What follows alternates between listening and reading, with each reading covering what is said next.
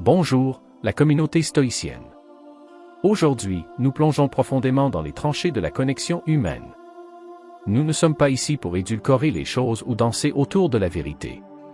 Non, nous sommes ici pour affronter de front l'une des réalités les plus difficiles de la vie. Les relations, les liens qui peuvent nous élever au sommet de l'Olympe ou nous enchaîner aux profondeurs du Tartare. Mais voici la question à $1 million. Comment savez-vous quand couper ces chaînes? Quand est-il temps d'examiner une relation, que ce soit avec un ami, un amant ou même une famille, et de dire « assez » ? Il ne s'agit pas d'être froid ou insensible.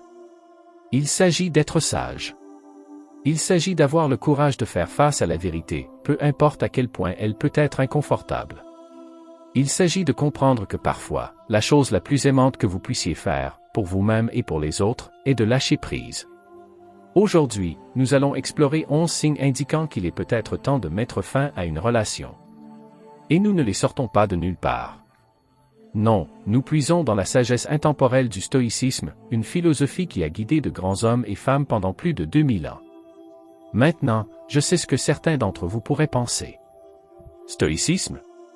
N'est-ce pas une question de réprimer les émotions et d'avoir froid? Rien ne pourrait être plus éloigné de la vérité.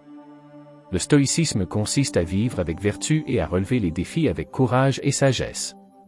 Il s'agit de prendre des décisions difficiles, non pas à partir de la colère ou de la peur, mais à partir d'une rationalité lucide. Alors, attachez votre ceinture. Ce ne sera pas un parcours facile.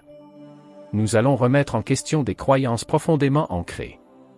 Nous allons mettre en lumière certaines vérités inconfortables. Mais je vous promets que si vous restez avec moi et que vous vous engagez dans ce dont nous sommes sur le point de discuter, vous repartirez avec une compréhension plus claire de vos relations et de vous-même. Êtes-vous prêt à prendre le contrôle de votre vie? Êtes-vous prêt à prendre des décisions qui correspondent à vos valeurs les plus élevées? Êtes-vous prêt à cultiver des relations qui vous servent et à oser lâcher celles qui ne le font pas? Ensuite, plongeons Y. Ces 11 signes vous diront qu'il est temps de mettre fin à une relation. Allons-y. Très bien, avant de plonger dans les 11 signes, plantons le décor. Pourquoi nous tournons-nous vers la sagesse stoïcienne pour obtenir des conseils sur nos relations? C'est simple. Les stoïciens comprenaient quelque chose de fondamental sur la nature humaine, quelque chose qui est aussi vrai aujourd'hui qu'il y a 2000 ans. Ils savaient que nous, les humains, sommes des créatures émotionnelles. Nous ressentons profondément, nous aimons férocement, et parfois nous nous accrochons aux choses et aux gens longtemps après que nous aurions dû lâcher prise. Cela vous semble familier? Mais voici le hic. Les stoïciens savaient aussi que nous avons le pouvoir de maîtriser nos émotions, de prendre des décisions basées non seulement sur ce que nous ressentons, mais aussi sur ce qui est vraiment le mieux pour nous et ceux qui nous entourent. Et c'est là, mes amis, que réside le vrai pouvoir. Maintenant, je ne dis pas que c'est facile. C'est peut-être l'une des choses les plus difficiles que vous ferez jamais. Mettre fin à une relation, que ce soit avec un ami, un amant ou même un membre de la famille, c'est comme couper une partie de vous-même. Ça fait mal, c'est salissant, mais parfois c'est nécessaire. Pensez Y comme ça. Vous êtes le capitaine de votre propre navire. Chaque relation dans votre vie est comme un passager sur ce navire. Certains de ces passagers vous aident à naviguer et ils rendent le voyage meilleur, mais d'autres, ils sont un poids mort.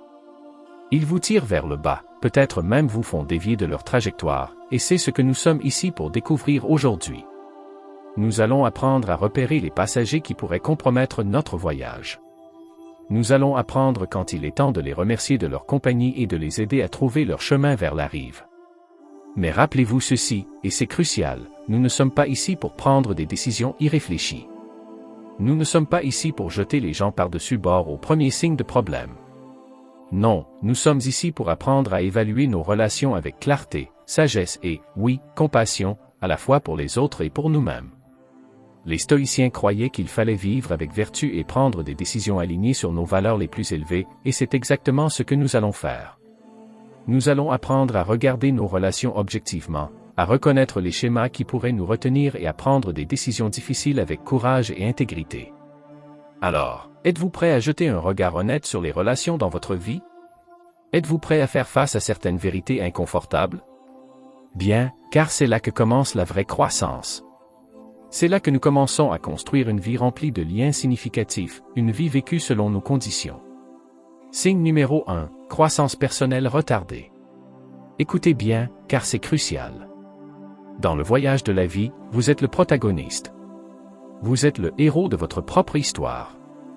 Et que font tous les grands héros? Ils grandissent. Ils évoluent. Ils deviennent de meilleures versions d'eux-mêmes à chaque défi qu'ils rencontrent. Maintenant, c'est là que ça se complique.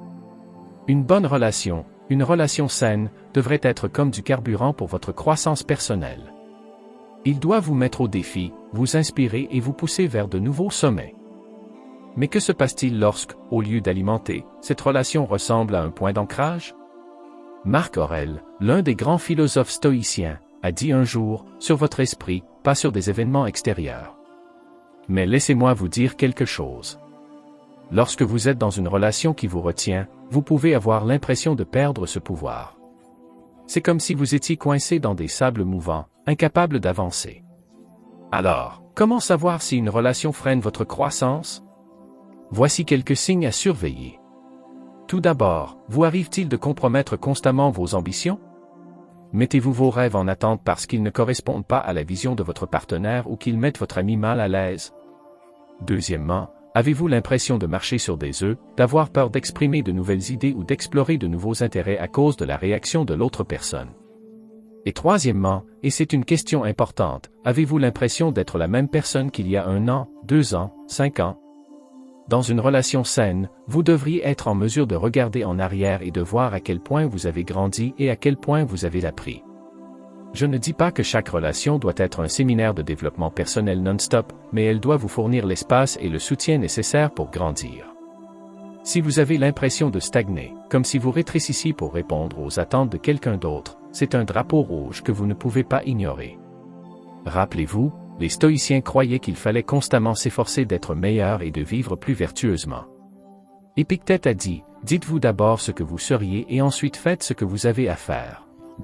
Mais comment pouvez-vous devenir ce que vous seriez si vos relations vous retiennent? Alors posez-vous la question suivante, cette relation m'aide-t-elle à devenir la meilleure version de moi-même? Ou est-ce que cela me garde petit? Est-ce que cela me met au défi de grandir ou me force-t-il à rétrécir? Si la réponse est la seconde, il est peut-être temps de prendre une décision difficile. Parce que voici la vérité, parfois, la chose la plus favorable à la croissance que vous puissiez faire est de lâcher prise de ce qui vous retient. Signe numéro 2, des émotions négatives persistantes. Maintenant, écoutez attentivement, nous ne parlons pas d'une dispute occasionnelle ou d'un moment de frustration. Ceux-ci font partie de toute relation. Non, il s'agit d'un sentiment constant de négativité qui vous suit comme une ombre. Imaginez que vous vous réveillez tous les matins avec un poids sur la poitrine. Imaginez que vous redoutiez les interactions avec quelqu'un qui est censé être proche de vous. Imaginez que vous sentez votre énergie s'épuiser chaque fois que vous êtes avec cette personne. C'est de cela qu'il s'agit ici. Le grand philosophe stoïcien Marc Aurèle a dit un jour que si vous êtes affligé par quelque chose d'extérieur, la douleur n'est pas due à elle-même, mais à votre estimation de celle-ci, et vous avez le pouvoir de la révoquer à tout moment. Des mots puissants, mais soyons honnêtes, lorsque vous êtes pris dans un cycle d'émotions négatives, il peut sembler impossible de révoquer cette douleur. Alors, comment savoir si vous faites face à des émotions négatives persistantes dans une relation? Voici quelques signes à surveiller.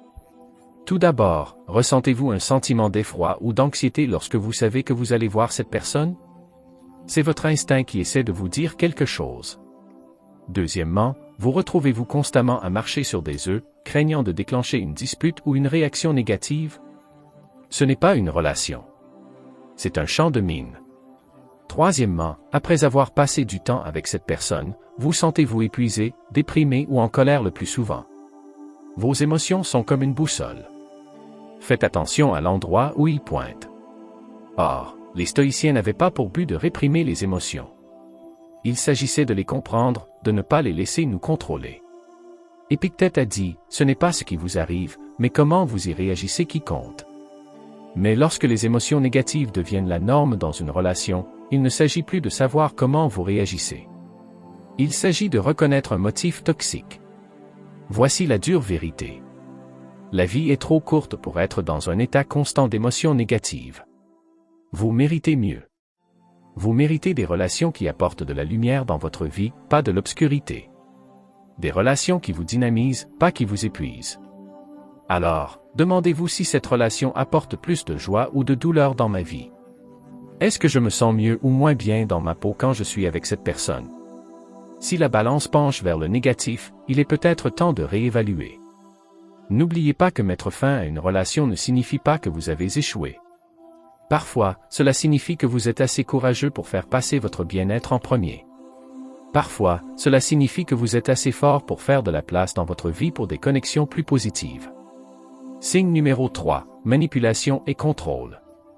Messieurs, c'est là que les choses sérieuses. Nous parlons d'un poison qui peut s'infiltrer dans les fondements même d'une relation, corrodant votre liberté, votre estime de soi et votre sens de soi. Nous parlons de manipulation et de contrôle.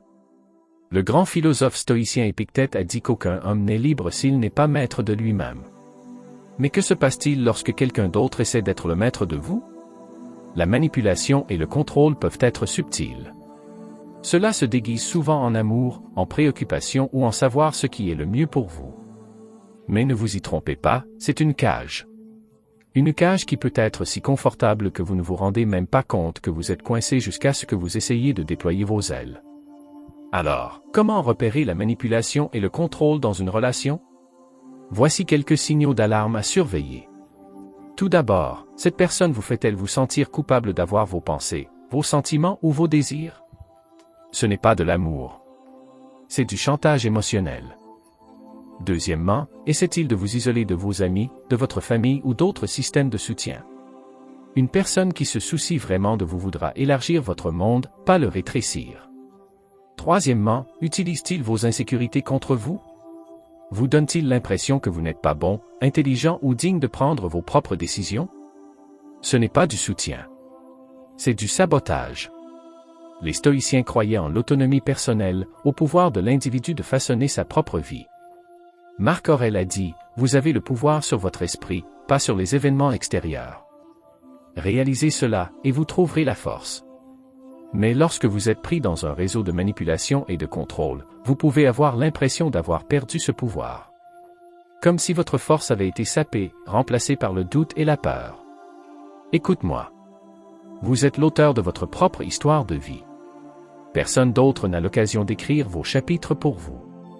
Si quelqu'un essaie de contrôler le récit, de manipuler votre intrigue, il est temps de reprendre la plume. Il ne s'agit pas de blâmer. Il s'agit de récupérer votre pouvoir, votre autonomie et votre droit d'être le héros de votre voyage. Alors demandez-vous si je me sens libre d'être moi-même dans cette relation. Est-ce que je me sens soutenu dans mes choix ou contrôlé dans mes actions? Si vous vous sentez en cage, rappelez-vous que vous détenez la clé de votre liberté. Reconnaître la manipulation et le contrôle est la première étape pour s'en libérer. Il faut du courage pour faire face à cette vérité, mais vous avez ce courage en vous.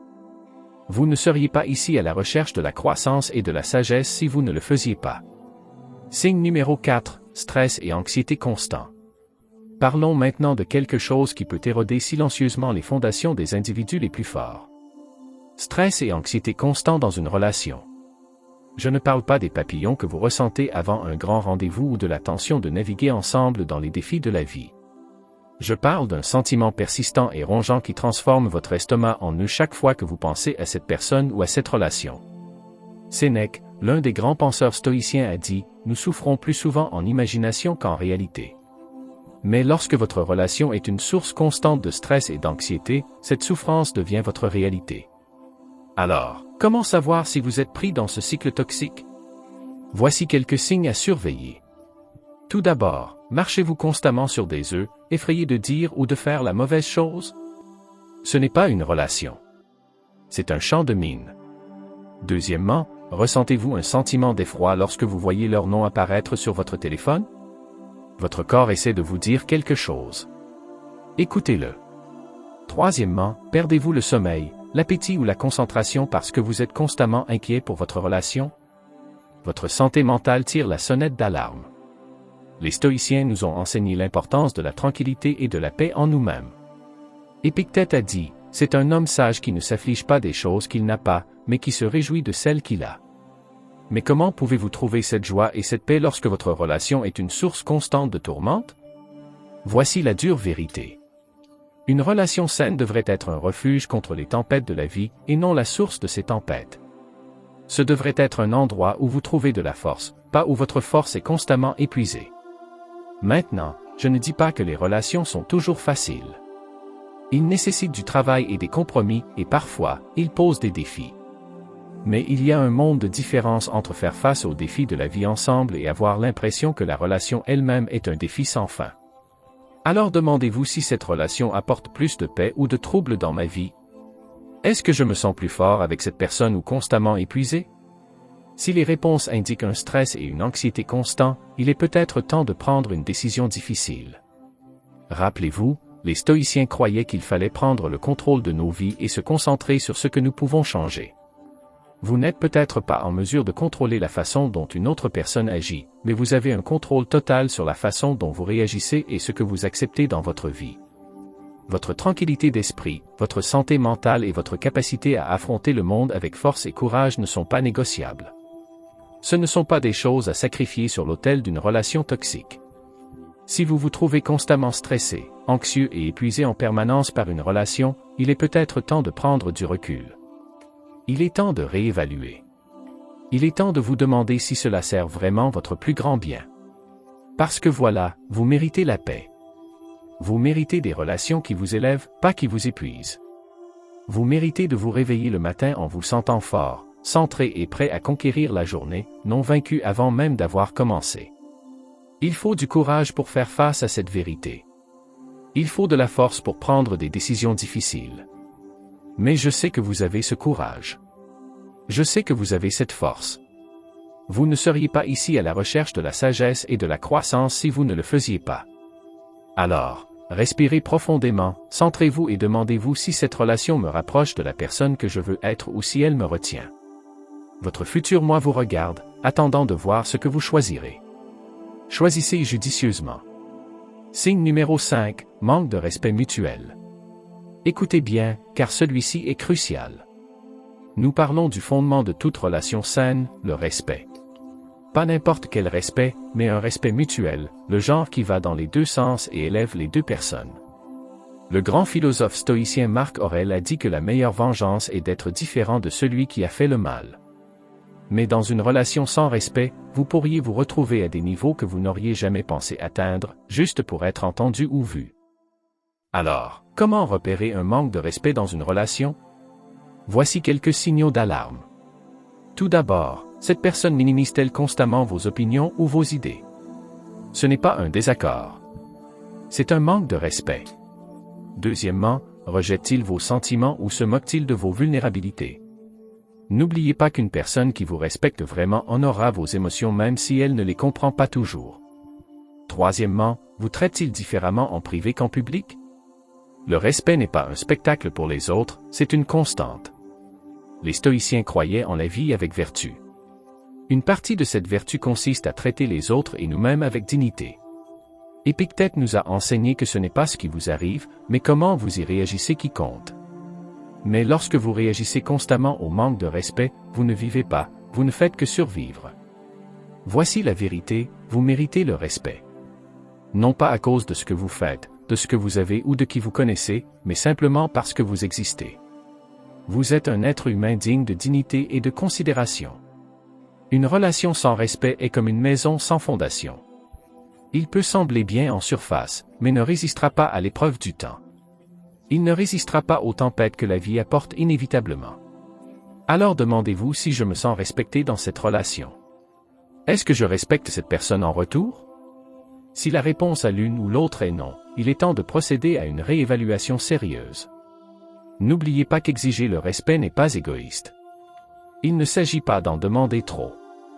Il s'agit simplement de reconnaître votre valeur et d'attendre des autres qu'ils fassent de même. Vous avez le pouvoir de choisir des relations qui honorent votre dignité et qui reconnaissent votre valeur. Ne vous contentez de rien de moins.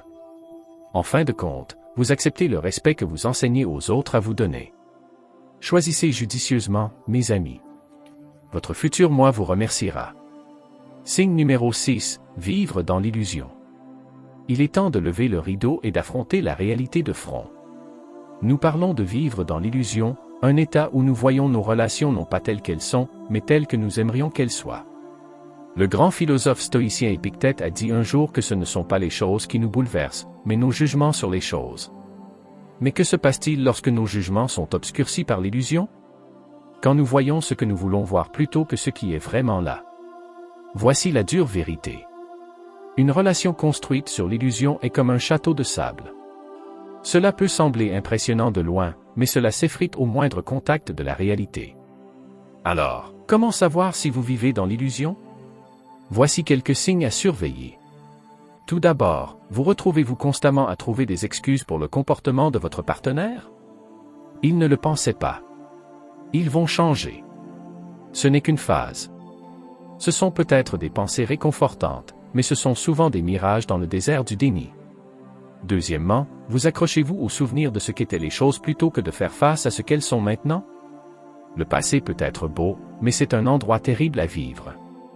Troisièmement, avez-vous une version idéalisée de votre partenaire qui ne correspond pas à ses actions?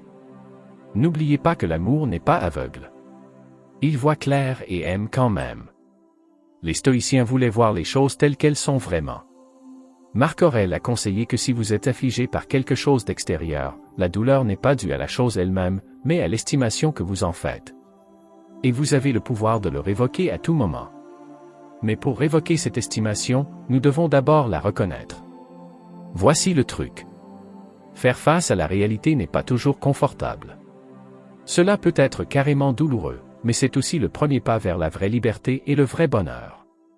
Vivre dans l'illusion peut sembler plus sûr à court terme, mais à long terme, c'est une prison. Cela vous maintient piégé dans une relation qui n'existe que dans votre esprit, vous empêchant d'améliorer votre situation actuelle ou de trouver quelque chose de mieux. Alors, demandez-vous si je vois cette relation telle qu'elle est vraiment ou telle que je souhaite qu'elle soit. Est-ce que je fais face à la réalité ou est-ce que je m'en cache? N'oubliez pas que la vraie force ne consiste pas à maintenir des illusions réconfortantes.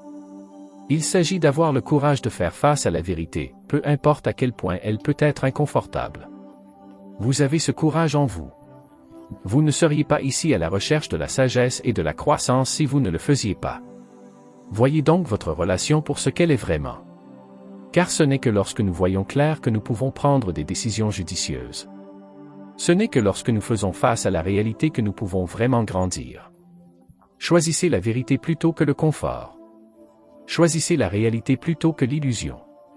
Votre moi futur, votre moi authentique, compte sur vous. Signe numéro 7, compromettant les valeurs fondamentales. Très bien, parlons de quelque chose de fondamental, de vos valeurs fondamentales.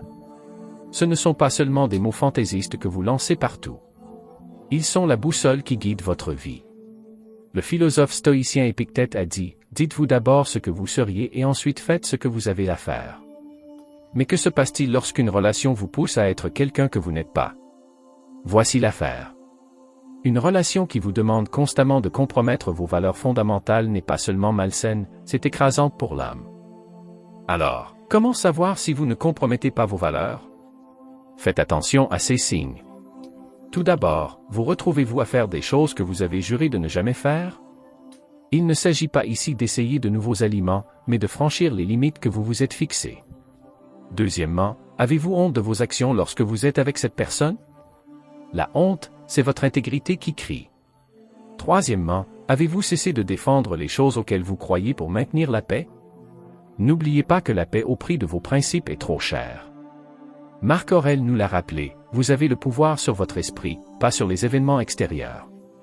Réalisez-le et vous trouverez de la force. Mais vous renoncez à ce pouvoir lorsque vous compromettez constamment vos valeurs. Voici la vérité. Vos valeurs ne sont pas négociables. Ils ne sont pas quelque chose à échanger pour le bien d'une relation. Ils sont l'essence même de qui vous êtes. Une relation saine doit faire ressortir le meilleur de vous-même et non exiger le pire. Il devrait vous mettre au défi de grandir et non de rétrécir.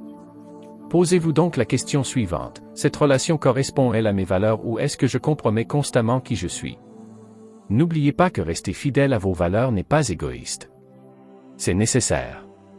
C'est ainsi que vous maintenez votre intégrité, votre respect de soi et, en fin de compte, votre bonheur. Vous avez la force de défendre vos principes. Vous osez être fidèle à vous-même.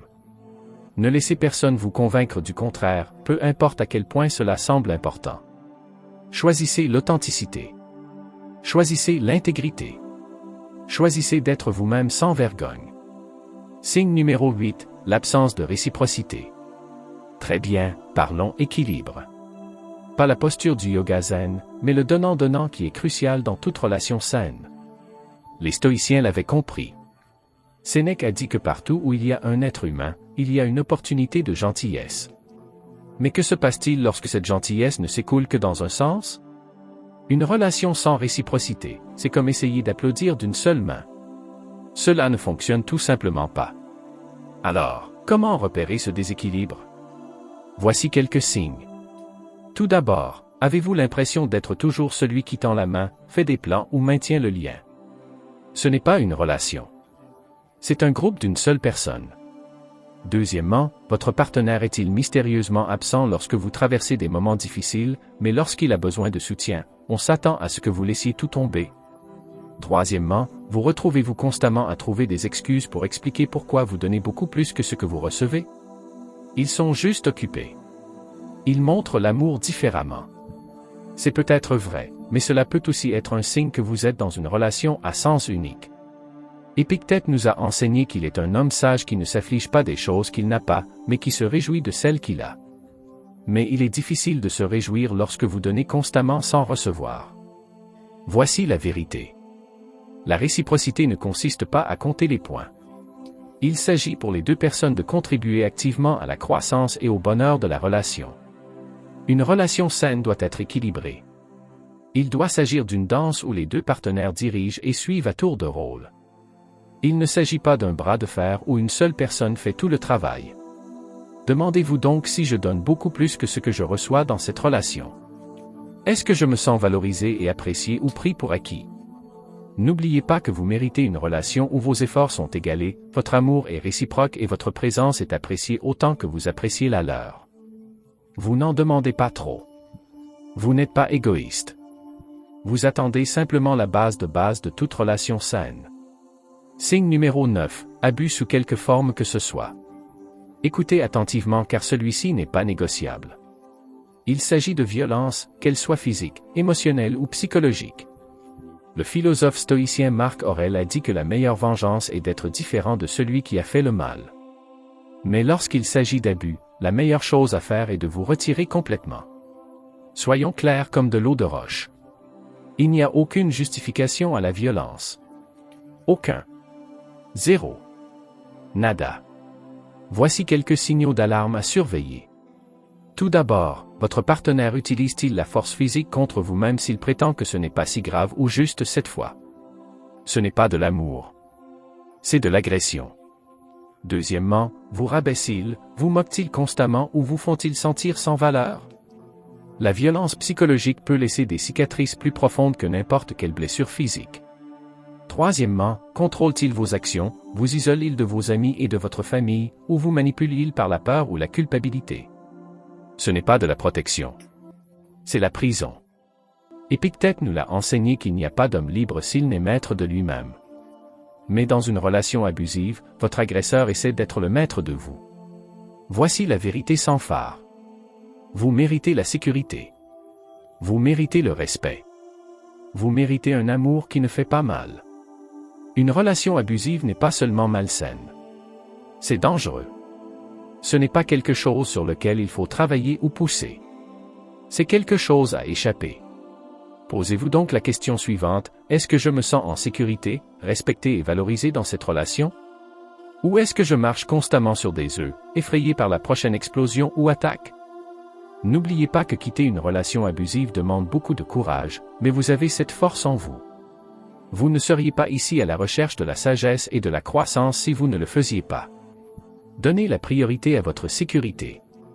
Contactez des amis, des membres de votre famille ou des services professionnels de confiance pour obtenir de l'aide.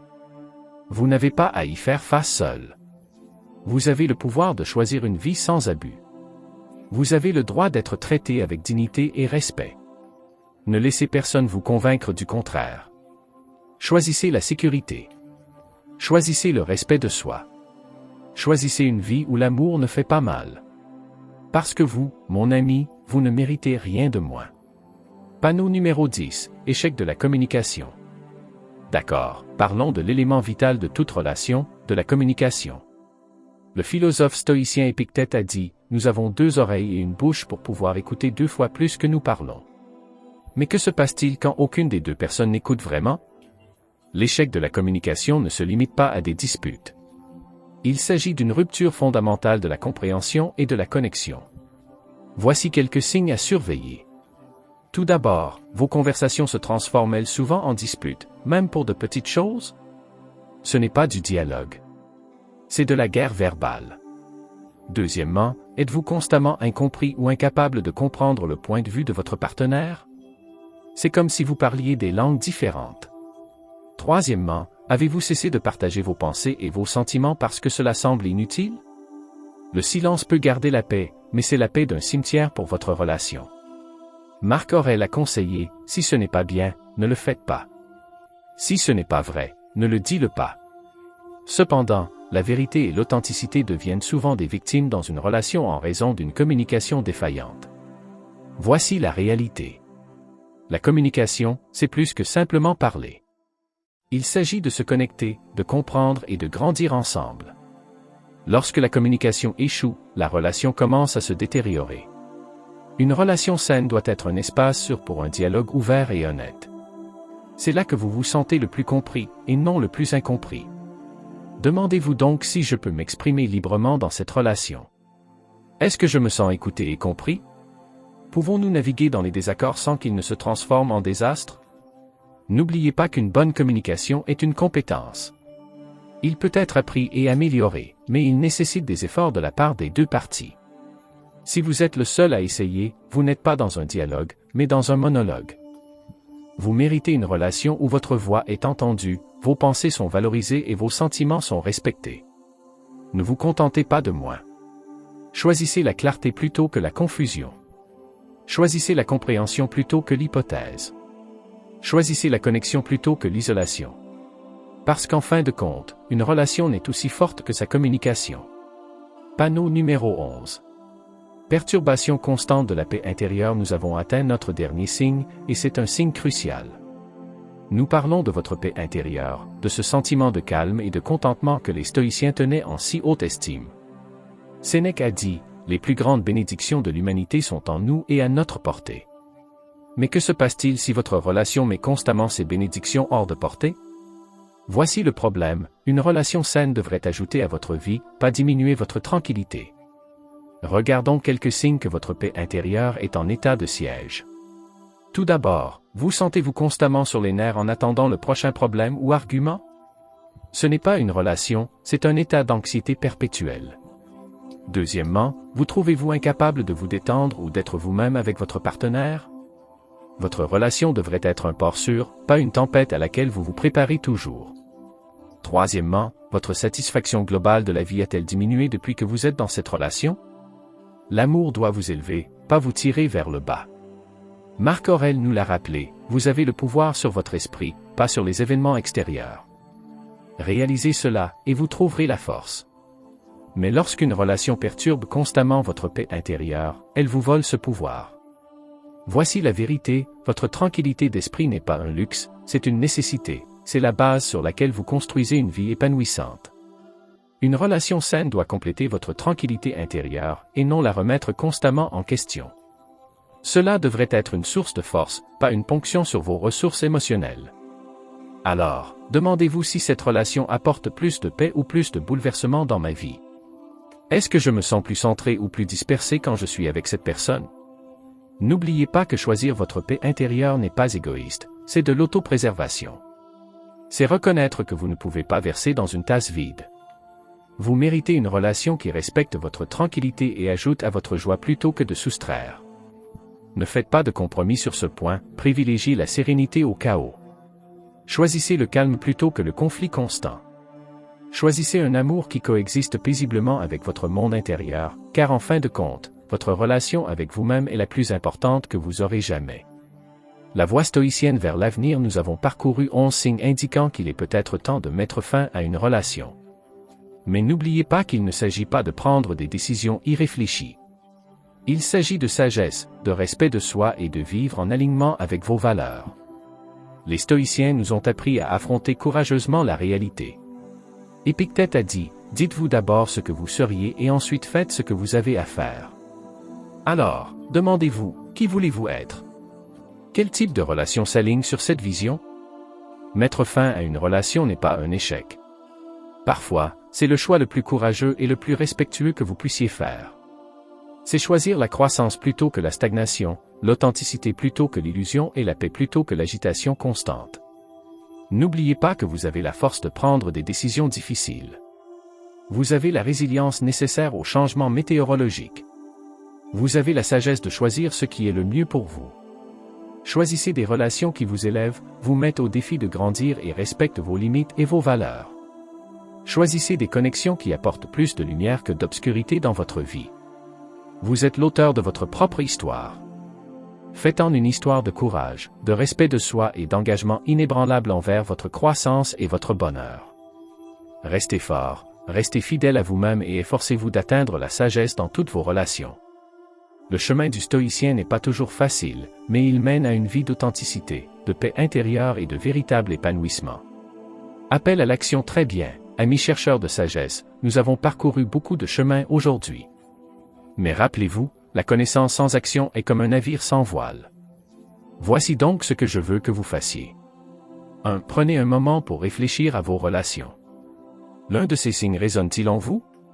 Soyez honnête avec vous-même. 2. Partagez vos réflexions dans les commentaires ci-dessous. Votre expérience pourrait aider quelqu'un d'autre qui a des difficultés. 3. Si vous avez trouvé de la valeur dans cette vidéo, appuyez sur le bouton j'aime et abonnez-vous. Nous sommes sur ce chemin de croissance ensemble. 4. Et surtout, souvenez-vous de ceci. Vous avez le pouvoir de façonner votre vie et vos relations. Utilisez ce pouvoir à bon escient. Pour ceux d'entre vous qui font face à des décisions relationnelles difficiles, rappelez-vous que vous êtes plus fort que vous ne le pensez. Vous avez ce qu'il vous faut. Jusqu'à la prochaine fois, restez forts et sages, et continuez à cultiver cette paix intérieure. C'est la communauté stoïcienne qui signe.